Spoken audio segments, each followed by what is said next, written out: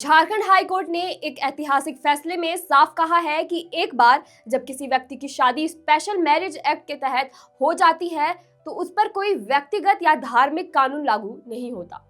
Court का यह फैसला धनबाद के पैथोलॉजिस्ट मोहम्मद अकील आलम के मामले में आया है, जिन्होंने पहली पत्नी के रहते दूसरी शादी की थी।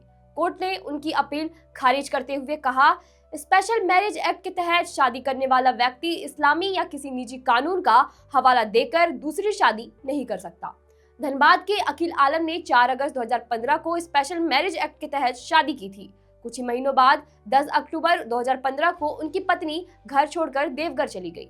आलम ने दावा किया कि पत्नी बिना कारण चली गई और बार बार बुलाने के बावजूद वापस नहीं लौटी। उन्होंने देवघर फैमिली कोर्ट में वैवाहिक अधिकारों की बहाली की अर्जी दी, यानी वे चाहते थे कि वे अपनी पत्नी के साथ दोबारा वैवाहिक जीवन शुरू करें।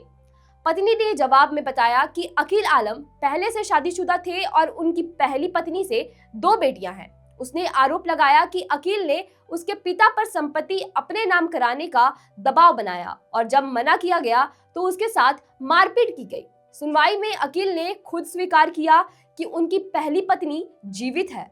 अदालत ने पाया कि शादी के पंजीयन में यह तथ्य जानबूझकर छिपाया गया था, जो कानूनन गलत है। फैमिली कोर्ट ने दूसरी शादी को अवैध घोषित किया। बाद में अकील ने इसी निर्णय को झारखंड हाई कोर्ट में चुनौती दी। जस्टिस सुजीत नारायण प्रसाद और जस्टिस राजेश कुमार की बेंच ने फैमिली कोर्ट का फैसला बरकरार रखा। अदालत ने कहा कि स्पेशल मैरिज एक्ट की धारा 4A के अनुसार विवाद तभी वैध है जब शादी के समय किसी पक्ष की पहले से जीवित पत्नी या पति ना हो।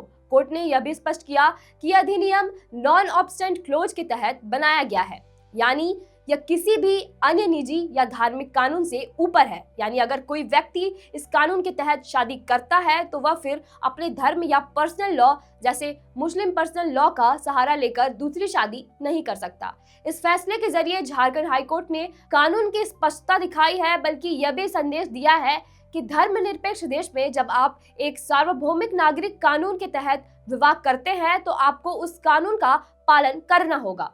इस पर आप क्या सोचते हैं, हमें कमेंट करके जरूर बताएं। शुक्रिया।